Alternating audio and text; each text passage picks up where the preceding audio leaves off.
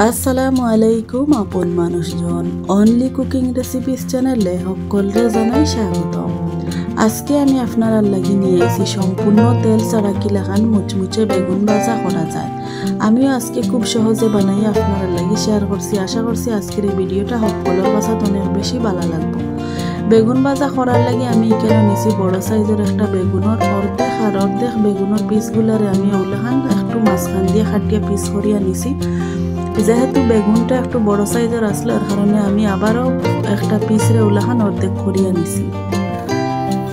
এখন কিছুটা লবণ নিলাম, লবণের মাঝে আমি একটা করে বেগুনের পিসগুলারে কোপালাটিকে দুই সাইডে দিয়ে লাগাইয়া নিলাম।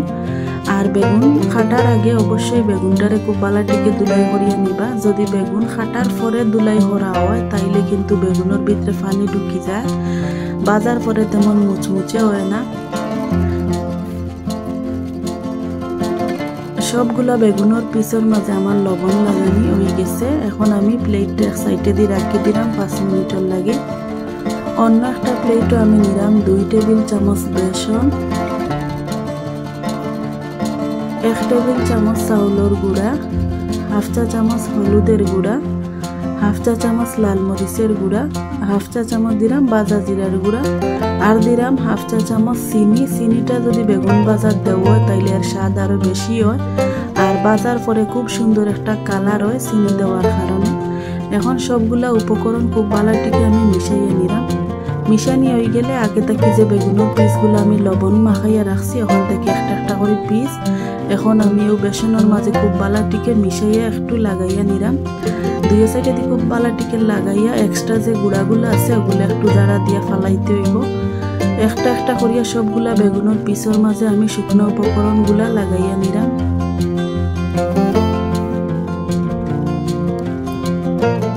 সবগুলা পিস আমার কুট করা হয়ে গেছে। যদি আমার আজকের এই রেসিপিটা আপনার কাছে ভালো লাগে মনে করি একটা লাইক দিয়ে পুরো ভিডিওটা দেখার অনুরোধ রইল।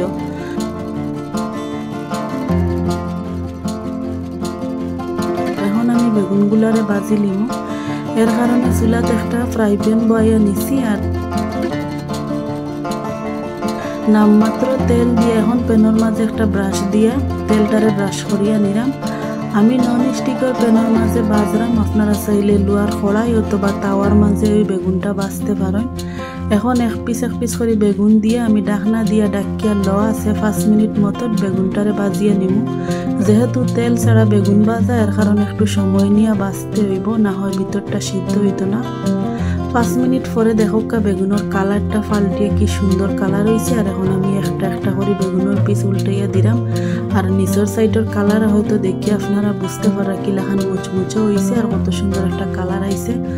আমি আবারও কইরাম বেগুনটা যেহেতু তেল ছাড়া ভাজতে হইব এর কারণে লো আছে, সময় নিয়ে ভাজতে হইব।